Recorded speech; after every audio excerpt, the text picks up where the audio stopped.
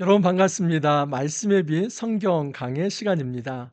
이제 여러분 느헤미야 말씀도 거의 종반을 향해 가고 있습니다. 오늘 저는 느헤미야 10장 1 절에서 39절 말씀을 드릴 텐데 이 말씀에 대한 한마디로 제가 주제를 좀 정해 본다면 이렇게 한번 정해 보고 싶습니다. 언약서에 도장을 찍어라. 여러분 우리에게 인감 도장 다 있지 않습니까? 그 인감 도장 소중합니다. 왜냐하면 부동산을 매매할 때 뭔가 보증을 살 때 또는 은행에 어떤 대출을 받을 때도 인감 도장 꼭 찍습니다. 그렇기 때문에 이 어떤 재산권과 연결되고 심지어 우리의 인신과 연결되는 것이기 때문에 그 인감 도장은 아무에게나 넘겨줄 수 없지요. 내가 어 잘 읽어 보고 그리고 거기에 책임질 수 있을 때 인감도장을 딱 찍는 겁니다. 그래서 여러분 인감도장을 찍었다는 것은 법적으로 어떤 것이 있냐면 자기의 자발적 선택이라고 하는 것이 가장 큽니다. 이건 억지가 아니라 누구의 강제가 아니라 내가 자발적 선택에 의해서 이것에 서약합니다. 이것을 공적으로 증거합니다. 이게 인감도장이죠. 영적인 인감 도장이 있습니다. 그것은 오늘날 여러분 여기 보면 이제 느헤미야 10장 1절 39 절에 보면 언약서를 이제 반포하고 그 언약서에 임봉한다고 하거든요. 근데 그게 도장을 찍는 행위입니다. 우리로 말하면 사인을 하는 것이죠. 그리고 사인하는 명단이 쭉 나오게 되는데 여러분 이 행위는 하나님 나라의 영적 임감 도장을 찍는 것이죠. 오늘날 여러분 이 임감 도장을 찍는 것은 사실은 예수 믿는 겁니다. 내가 예수를 믿습니다 할 때 이거 영적 인감 도장을 찍는 거예요. 그러면 예수를 믿는다는 그 말 속에는 예수를 믿는 것에 대한 책임을 지는 것까지를 포함하는 겁니다. 그 대표적인 말씀이 여러분 마태복음 12장 28 절부터 30 절까지인데 우리는 대개 28 절만 읽습니다. "수고하고 무거운 짐진 자들아 다 내게로 오라 내가 너희를 쉬게 하리라." 우리가 얼마나 마음이 무겁고 또 수고하고 그렇게 짐들이 많습니까? "그거 좀 다 내려놔라. 내가 너희를 쉬게 하리라." 너무나 은혜가 됩니다. 그런데 그다음 말씀을 많은 성도들이 읽지 않습니다. "나는 마음이 온유하고 겸손하니 나의 멍에를 메고 내게로 배우라. 그리하면 너희 마음이 쉼을 얻으리라." 진정한 안식은 예수 믿겠다고 작정만 하고 끝나는 것이 아니라 예수님께서 주신 쉽고 가벼운 멍에를 지는 것입니다. 거기에서 쉼을 누리는 겁니다. 그러므로 이 기독교인의 안식, 기독교인의 자유라고 하는 것은 말씀을 순종할 때 이루어지는 것이다 하는 것을 알 수 있죠. 30 절도 마찬가지입니다. "이는 내 멍에는 쉽고 내 짐은 가벼움이니라." 주님께서 말씀합니다. 너희들에게 율법주의, 이 율법주의라고 하는 것은 뭐냐면 내가 율법을 내 의지와 능력으로 실천함으로써 그 대가로 구원받는다는 것이 율법주의입니다. 근데 그런 무겁고 수고한 짐들을 다 내려놓고 그런 방식으로 구원받는 게 아니라 너희가 내 앞에 나오면 너희가 예수를 믿음으로 하늘 백성 되는데 그 사람들에게 이제는 율법의 정신인 말씀을 주겠다. 그래서 예수님께서 새 계명을 선포하지 않습니까? 산상수훈도 다 새 계명이죠. 복음서 그리고 이제 바울 서신서 다 여러분 계명들이 있죠. 또 이 구약도 이 신약에 비달해서 구약을 다시 한번 본다면 여러분 이 구약의 모든 말씀들이 이제 하나님 나라의 원리로서 우리에게 아주 소중한 말씀들입니다. 여러분 이 말씀을 순종하는 것 이것이 예수님께서 우리에게 주시는 쉽고 가벼운 멍에입니다. 이것이 가벼운 이유는 성령이 함께 하도록 내가 성령을 보내 주겠다. 말씀 순종할 때 너희들만 놔두지 않고 성령을 보내 주겠다. 그러므로 우리가 예수를 믿겠다는 인감 도장을 찍는 것은 내가 어떤 것도 할 필요가 없는 그런 어떤 우주 공간에 있는 이 무중력 상태 또는 진공 상태의 어떤 자유 이것을 의미하는 게 아니라 우리가 여전히 하나님 말씀의 지배를 받으면서 그 말씀에 순종하면서 누리는 쉼, 안식 그것이 진정한 자유다라고 이야기를 하는 것입니다. 그러므로 여러분 우리가 인감 도장을 찍을 때 영적인 인감 도장을 찍을 때 내가 예수를 믿겠습니다 작정을 하고 그 말씀에 순종하겠습니다. 작정을 하고 제 사인을 하면서 도장을 찍는 행위가 결코 우리에게 율법주의가 아닙니다. 왜냐하면 주님께서는 성령을 보내주시고 그 성령을 통해서 말씀을 지킬 수 있는 힘을 주시기 때문에 그 안에서 말씀을 순종하면서 진정한 자유와 안식을 누릴 수 있는 것입니다. 이것이 오늘 말씀의 가장 중요한 핵심입니다.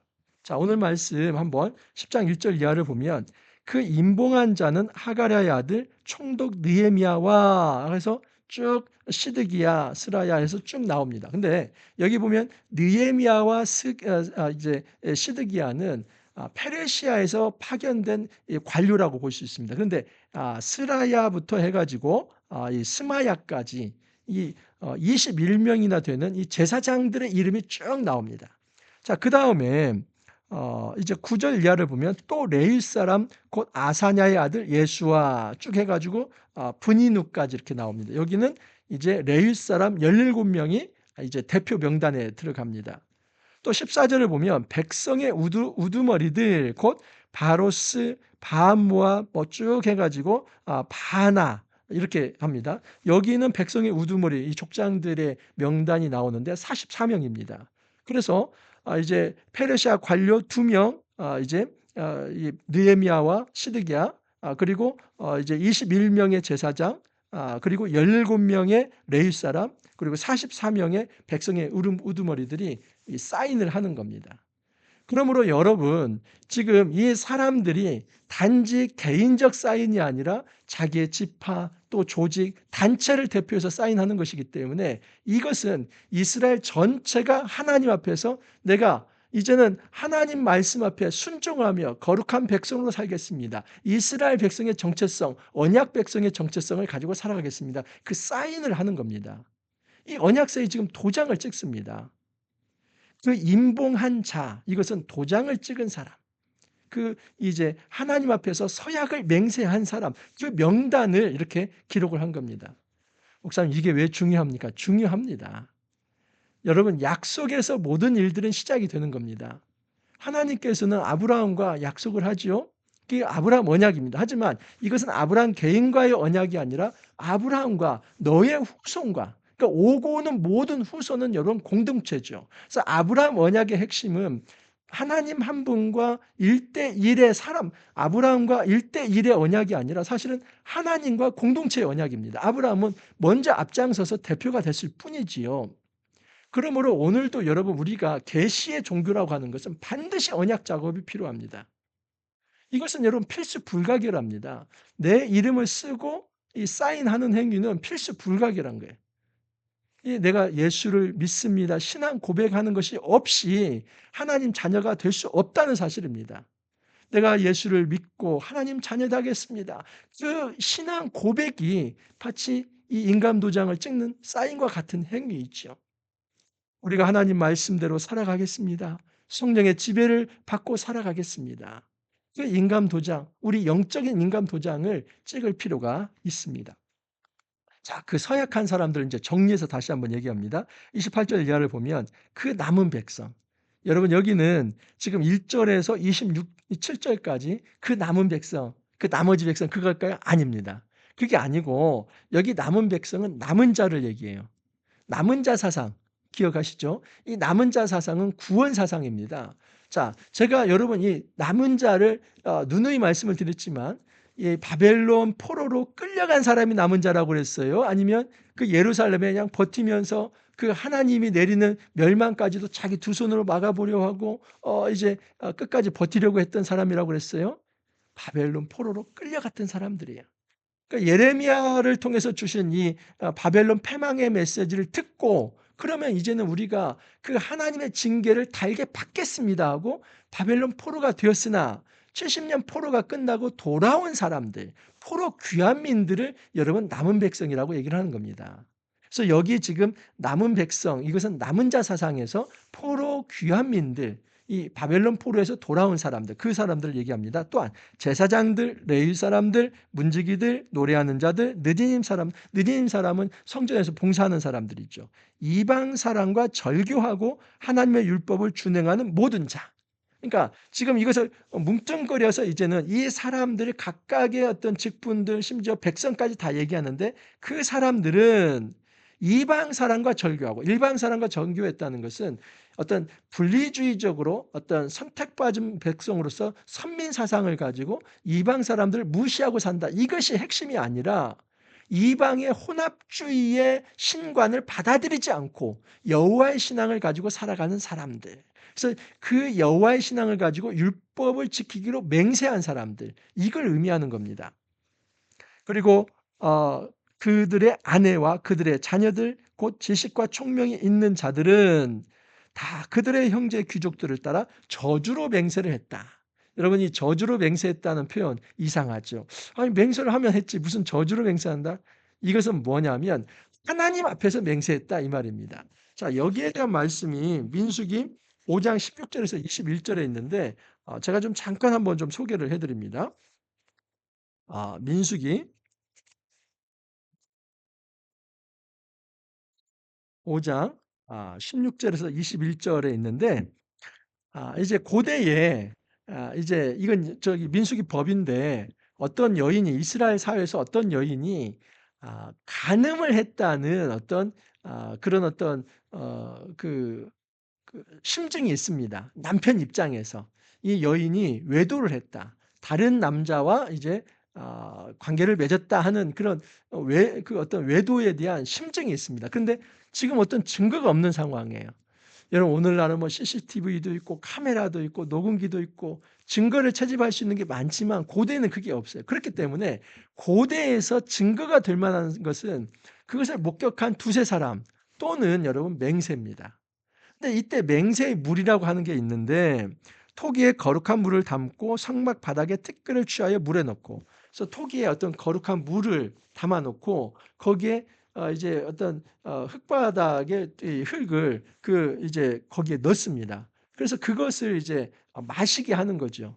그래서 그것을 마시게 했을 때 만약에 정말 이 어떤 이 여인이 이 하나님 앞에서 거짓말을 했다면 넓적다리와 배가 막 어떤 이렇게 굉장히 팽만해져 가지고 이제 아주 큰 질병을 얻는 것이죠. 그러면 그 사람은 거짓말한 겁니다. 그러니까 오늘날하고는 달라요. 오늘날은 증거를 채집할 수 있는 이 사회에서는 무엇이 옳고 그른가를 그런 과학적으로 따졌지만 고대 사회에서 실제로 하나님께서 그 사람이 한 말이 사실인지 아닌지는 맹세하게 하면 된다는 거죠. 근데 그때 뭐라고 얘기했냐면 내가 이 물을 먹고 만약에 거짓말한 거라면 하나님께 저주를 받아도 됩니다. 좋습니다. 이게 맹세의 물을 먹는 거. 이 저주의 맹세를 하는 것입니다. 자, 그래서 이제 민수기 이제 그 5장 21절에 보면 제사장이 그 여인에게 저주의 맹세를 하게 하고 그 여인에게 말할지니라 하면서 그 여인은 내가 만약에 이제 죄를 짓었다면 하나님 앞에서 이제 이 저주를 받아도 좋습니다. 아멘 하고 시작을 하는 겁니다. 그게 바로 저주의 맹세입니다. 여러분 이런 흔적이 있어요. 그리고 신명기 28장 15절에도 이런 말씀이 있는데 신명기 28장 15절 말씀에 내가 만일 내 하나님 여호와의 말씀을 순종하지 아니하여 내가 오늘 내게 명령하는 그의 모든 명령과 규례를 지켜 행하지 아니하면 이 모든 저주가 내게 임하며 내게 이를 것이니 신명기 28장이 축복과 저주의 장이라고 말씀드리지 않았습니까? 그러니까 이 말씀을 지키지 않으면 저주를 받을 것이라는 것을 받아들이는 것이죠. 그래서 저주의 맹세라고 하는 것은 지금 이 언약 맹세가 진실합니다. 지금 여기 사인하는 것이 내가 하나님 앞에서 진실한 겁니다. 이것은 나의 자원하는 마음입니다. 내가 하나님 말씀을 지키기로 하나님 언약 백성을 살기로 내가 다짐합니다. 그게 바로 저주의 맹세입니다. 29절 다시 한번 읽어드리면 다 그들의 형제 귀족들을 따라 저주로 맹세하기를 우리가 하나님의 종 모세를 통하여 주신 하나님의 율법을 따라 우리 주 여호와의 모든 계명과 규례와 율례를 지켜 행하여 하나님의 율법에 순종하는 삶을 살겠습니다. 그 저주의 맹세를 하면서 사인을 한 겁니다. 그래서 여러분 언약서에 사인을 했다는 것은 자기의 생명을 걸고 내가 하나님을 떠나지 않고 하나님 백성으로 살겠습니다. 이렇게 사인을 하는 겁니다. 오늘날 여러분 이것은 영적인 적용은 예수님을 믿는 것이지요. 내가 예수님을 마음에 믿고 받아들입니다 하면서 우리는 저주의 맹세를 한 겁니다. 예수를 떠나지 않겠습니다. 여러분 이렇게 맹세를 하고도 예수를 떠난다면 그 사람은 구원이 없지요. 그리고 여러분 이것은 조금 더 확장을 해서 예수를 믿는 사람이 오늘날도 우리가 하나님 말씀대로 살아가겠습니다. 그 기도하면서 우리가 이 어떤 언약서에 사인을 할 수 있는 것입니다. 주의 말씀에 순종하겠습니다. 성령께서 함께 하심으로 제가 이제 말씀을 지키는 것이 정말 쉽고 이제 가벼운 멍에가 되게 해 주십시오. 그렇게 구하는 것이지요. 자, 30절 이하를 보면 이제 그 맹세의 내용입니다. 이 언약서의 내용인데 30절을 보면 우리의 딸들을 이 땅 백성에게 주지 아니하고 우리 아들들을 위하여 그들의 딸을 데려오지 아니하며 이것은 통혼하지 않겠다는 것이지요. 이건 분리주의적 구별주의로 살아가겠다 이걸 의미하는 게 아니라 여러분 여기에서 핵심은 혼합주의 신관, 다신론을 받아들이지 않고 여호와 유일신 사상을 가지고 오직 여호와만 섬기겠습니다. 이건 여러분 하나님을 향한 신앙 고백이에요. 왜냐하면 통혼을 했을 때는 반드시 이방신이 그 사회에 들어오기 때문에 지금 단지 통혼 문제가 아니라 그들이 가져오는 이 신을 같이 겸하여 섬기는 이것을 하지 않겠다는 선언입니다. 그래서 여기 통혼하지 않겠다는 것은 오직 여호와만 섬기겠습니다. 다른 신을 섬기지 않겠습니다. 이 혼합주의의 어떤 신과 혼합주의의 세속의 문화에 젖어들지 않겠습니다. 그것을 여러분 이 다짐을 하는 것이죠. 자, 그다음에 31절 보면 또 어떤 언약에 이제 맹세를 하냐면 혹시 이 땅 백성이 안식일의 물품이나 온갖 곡물을 가져다가 팔려고 할지라도 우리가 안식일이나 성일에는 그들에게서 사지 않겠고 일곱째 해에 일곱째 해마다 땅을 쉬게 하고 모든 빚을 탕감하리라 하였고 여기 여러분 안식일과 안식년 일곱째 해는 안식년이죠. 안식년을 지키겠다. 여러분 안식이라고 하는 것이 어떤 의미가 있습니까? 창조의 안식일의 의미는 생명의 풍성함입니다. 하나님께서 창조하시고 제7일째에 쉬셨다 하는 것은 그 모든 창조의 일을 마쳤다. 그리고 완성되었다. 완벽하다는 거죠. 뭐가요? 생명이 하나님께서 창조하신 그 생명이 완벽하게 완성되었고 뒷손댈 필요가 없고 그들에게는 영원한 생명이 지속된다. 이게 안식의 핵심이죠. 하지만 여러분 인간의 타락으로 인해서 그 에덴에서 쫓겨난 이후에 인간은 그 안식을 어떻게 이제 누리고 있습니까? 깨졌죠. 그 깨진 것에 대한 대표적 증거가 죽음입니다.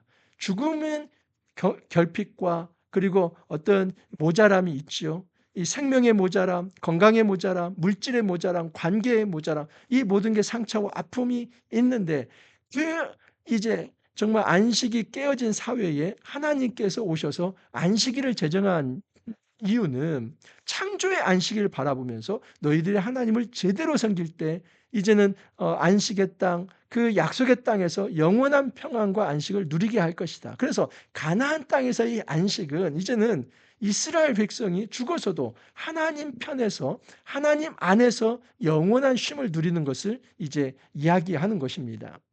그러므로 여러분 이 안식일에는 모든 사람이 같이 쉬어야 돼요. 그래서 안식년에 보면은 땅을 쉬게 하고 빚을 탕감하라. 이게 여러분 면제년이라는 게 있습니다. 면제년. 이제 신명기에 보면 이런 말씀이 있습니다.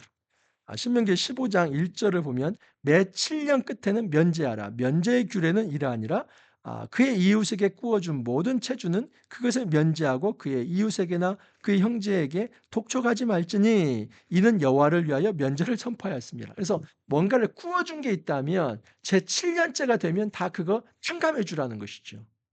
여러분 이게 법입니다. 신명기법입니다. 이게 제7년 안식년에 있는 법입니다. 그러면 77에 49 그래서 49년이 지나고 50년째가 되는 희년 이 요벨이라고 하는 우리는 주빌리라고 하지 않습니까? 그 희년이 되면 어떻게 되냐면 인신 이 사람이 종되었다 할지라도 종에서도 해방이 됩니다. 이 안식년 면제년에는 빚을 탕감해 주고 그리고 희년이 되면 이 몸이 구속이 되었다 할지라도 그 자를 다 자유를 주는 것이 안식년과 해방의 이 목적이 있습니다. 레위기 25장에 보면 여러분 이런 말씀이 있습니다. 성경이 얼마나 이 약자에 대한 배려가 있는지 모릅니다. 자, 레위기 25장 1절에서 7절이 바로 이 안식년인데 25장 4절을 보면 일곱째 해는 그 땅이 쉬어 안식하게 할지니 여호와께 대한 안식이라 너는 그 밭에 파종하거나 포도원을 가꾸지 말며 일곱째 해 7년이 되면 땅이 안식합니다. 자, 그러면 땅이 안식하면 여러분 곡식을 뿌리지 않으니까 어떻게 그냥 저절로 자란 것을 가지고 먹는 거예요. 근데 그때 저절로 자란 것을 이제 취하는 대상이 그 땅 주인만이 아니라 심지어 그 땅에 거류하는 거류민 가난한 자들이 그 스스로 자라난 것을 먹는 거죠. 왜냐하면 주인들은 여러분 그 작년 해에 모아둔 것을 먹을 수 있습니다. 그러나 가난한 자는 그걸 모을 수가 없기 때문에 적어도 그 가난한 자에게 있어서 1차적으로 그 안식년에 저절로 자라난 것은 이 가난한 자의 몫이 되게 합니다. 자, 보시면 5 절에서 7 절인데 "네가 거둔 후에 자라난 것을 거두지 말고 가꾸지 아니한 포도나무가 맺은 열매를 거두지 말라. 이는 땅의 안식년임이라.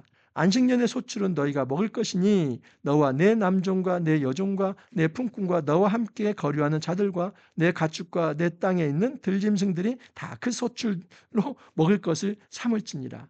여종, 품꾼, 거류하는 자, 그러니까 외국인 노동자도 포함되죠. 근데 거기에 들짐승도 먹을 수 있다. 그러니까 여러분 이 안식년은 단지 땅을 휴식을 취하게 해서 그 농경지를 좀 옥토화시키는 이게 아니라 진짜 어떻게 보면 여러분 이 안식년은 약자에 대한 배려라고 볼 수 있지요. 그래서 지금까지 이게 안 지켜진 겁니다. 이 율법의 정신이. 율법의 정신은 약자와 가난한 자에 대해서 배려하고 그들을 구제하는 데 있는데 포로 귀환민들이 돌아와서 자기 먹고 살기도 바쁘니까 그걸 못하는 거예요. 그런데 제7년에 이 면제년에 탕감을 해 주고 그 안식년에 이 남아진 이 어떤 소출을 가난한 자에게 나누라고 하는 이 율법의 사랑의 정신을 다시 한번 실천하라 말씀을 하고 그걸 하겠다고 한 것입니다. 자, 32 절을 보면 우리가 또 스스로 규례를 정하기를 해마다 각기 세겔의 3분의 1을 수납하여 하나님의 전을 위하여 쓰게 하고, 이게 소위 성전세입니다. 3분의 1 세겔을 바치게 하는 것이지요. 이것은 가난한 자나 또는 부한 자 동일하게 3분의 1 세겔입니다. 그래서 뭐 진설병, 소재, 또 절기에 쓸 것, 속죄제에 쓸 것, 모든 제사에 쓸 것, 나무, 여기에 이제 이 성전세를 가지고 다 준비를 하는 거예요. 그러니까 성전 제사를 위해서 성전세가 바쳐지지 않으면 드릴 수 없는 것이지요. 자, 그걸 하겠다고 하는 겁니다. 그다음에 35 절을 보면 이제 첫 소산을 또한 하나님께 드리겠다고 작정을 합니다. 해마다 우리 토지의 소산의 만물과 각종 과목의 첫 열매를 여호와의 전에 드리기로 이제 하였고, 이 첫 열매는 다 누구 겁니까? 하나님 거죠. 장자도 하나님 거, 첫 소산물은 다 하나님 겁니다. 그런데 하나님께서 그것을 받으시는데 그 몫을 제사장에게 줍니다. 그래서 하나님께서는 자기 몫을 제사장에게 주는 거죠. 왜냐하면 제사장은 이 제사를 인도하고 어떤 그 제사장이 땅을 경작하거나 그런 게 아니기 때문에 하나님은 첫 소산, 하나님의 몫을 가지고 제사장의 삶을 이제 책임지시는 방편입니다. 자, 그다음에 이제 11조가 있습니다. 자, 37절 이하를 보면 또 우리 산물의 11조 레위 사람들에게 주리라. 그래서 11조는 여러분 가난한 사람들 그리고 레위인들을 챙기는 것이 이 11조입니다. 자, 그러면 레위인들은 11조를 안 하는가? 소위 말해서 여러분 그 당시에 성직자는 받기만 하고 끝나는가? 그게 아닙니다. 레위인들은 11조에 11조를 합니다. 자, 보면 38절에 보면 레위 사람들이 11조를 받을 때는 아론의 자손 제사장 한 사람이 함께 있을 것이요 레위 사람들은 그 11조의 10분의 1을 가져다가 우리 하나님의 전 곳간에 여러 방에 두되. 그래서 이제 민수기 18장 26절에 보면 11조의 11조 규례가 거기에서도 다시 나옵니다. 레위인들이 자기가 받은 11조를 가지고 또 11조를 하는데 그것은 제사장을 챙기는 거예요. 그러니까 여러분 성전에서 다 제사장이 아닙니다. 성전은 사실 몇 명 안 돼요. 그리고 그 이제 제사장의 어떤 도움을 통해서 지도하에서 많은 레위인들이 이제 성막 봉사를 하는 것이죠. 공군으로 말하면 여러분 파일럿이 몇 명이나 됩니까? 많지 않죠. 근데 그 파일럿 하나가 전투기를 움직이기 위해서 수많은 공군 몇만 명이 다 이제 복무를 하는 거 아닙니까? 그런 식이에요. 제사장은 소수이고 그리고 레위인들은 굉장히 많습니다. 그러면 제사장들은 또 이제 그들의 생계가 필요하기 때문에 레위인들은 레위인이 받은 11조의 11조를 가지고 제사장들을 먹이고 살릴 수 있도록 한 것입니다.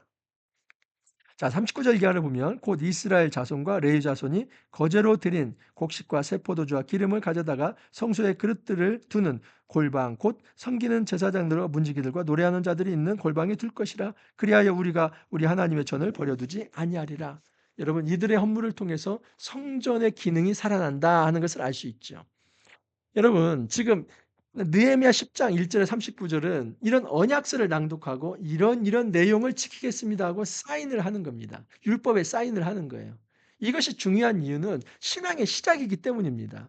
포로 귀환민들에게 성전이 재건되었어요. 또 심지어 성벽도 재건되었어요. 자, 그러나 이 성벽 봉헌은 여러분 12장에 가서 하는 겁니다. 봉헌식 이전에 그들이 해야 할 것은 뭐냐면 언약 백성의 정체성을 회복하고 율법을 복원하는 겁니다. 말씀을 통해서 통치받는 언약 백성, 이 율법의 백성, 말씀의 백성으로 다시 살아나는 것. 이 일에 내가 헌신하겠습니다. 이제 말씀의 백성이 되겠습니다. 언약 백성이 되겠습니다. 사인하는 거예요. 여러분, 우리 도장 찍기를 바랍니다. 우리가 다시 한번 제가 언약 백성으로 하나님 나라 백성으로 살기를 원합니다. 이렇게 사인하기를 바랍니다. 제가 여러분 에스라 느헤미야 프로젝트를 진행한다는 것 이제 수회에 걸쳐서 말씀을 드립니다. 이제 12월 한 달 동안 제가 함께 할 수 있는 사람들을 모집을 할 생각입니다. 그래서 같이 한번 이 일을 해 보려고 하는 겁니다. 핵심이 뭐냐면 에스라 느헤미야 프로젝트는 에스라는 말씀 운동을 했던 사람입니다. 하나님의 말씀을 연구하고 준행하며 그 말씀을 가르치는 일이죠. 이 말씀 사역이 있죠.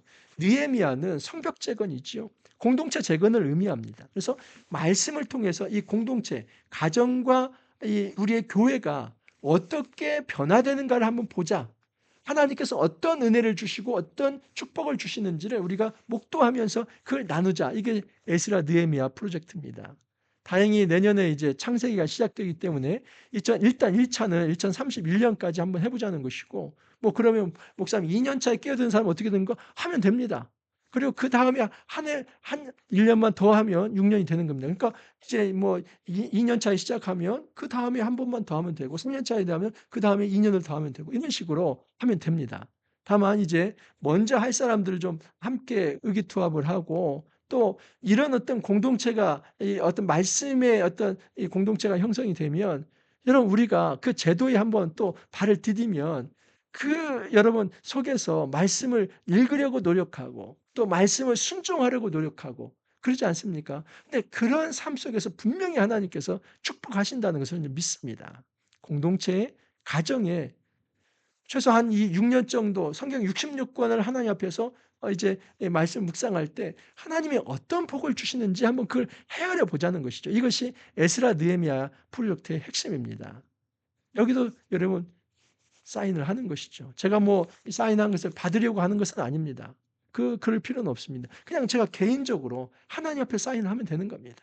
하나님 제가 한 6년 동안 66권 성경을 하나도 빠뜨리지 않고 묵상하면서 하나님께서 내 삶을 어떻게 변화시켜 주는지, 우리에게 어떤 축복을 주셨는지, 우리가 어떻게 하나님 앞에 엎드리며 결단하며 주를 위해서 헌신했는지 그 삶을 한번 이제 돌아보면서 하나님의 큰 은혜를 체험하기를 원합니다. 사인하는 것이죠. 하기를 바랍니다. 제가 에스라 느헤미야 프로젝트를 한 것은 이 에스라 학계 느헤미야를 묵상하면서 이 영감을 하나님께서 주셨기 때문에 그렇게 프로젝트명을 정한 것입니다. 여러분 이 일 우리 함께 하시기를 바랍니다. 함께 기도합니다. 하나님 감사합니다. 저희들에게 지금도 언약서에 인장 도장을 찍으라 말씀을 합니다. 먼저는 우리가 예수를 믿음으로써 내가 정말 하나님 백성으로 살겠습니다 하는 그 신앙 고백과 함께 인장 도장을 찍었습니다. 그리고 이제는 또 율법의 백성으로서 또 말씀의 백성으로서 하나님 말씀의 통치를 받고 살아가겠습니다 하면서 사인을 합니다. 주님, 우리가 우리의 이 자발적 선택과 사인이지만 우리 힘으로는 가능하지 않습니다. 하나님의 은혜와 공동체가 함께해야만 연대해야만 이 일이 가능함을 믿습니다. 주여 도와주셔서 우리의 삶 속에서 이 말씀 운동이 살아나게 해주시고 그로 인해서 우리의 가정과 공동체가 어떻게 변하는지를 함께 목도하며 서로 나눌 수 있도록 은혜 더하여 주옵소서. 주님 감사하고 예수님 이름으로 기도합니다. 여러분 우리가 이 언약서에 도장 꼭 찍고 그렇게 이제 우리의 어떤 결단에 책임을 지면서 살아가길 바랍니다. 반드시 하나님께서 축복할 것입니다. 그것을 서로 나누면서 정말 하나님의 은혜를 이렇게 좀 서로 나누면서 더 우리의 삶 속에 주의 은혜가 2배, 3배, 30배, 60배, 100배로 그렇게 넘쳐날 수 있기를 소망합니다. 오늘 하루도 여러분 화이팅 하시고 또 내일 찾아뵙도록 하겠습니다. 감사합니다.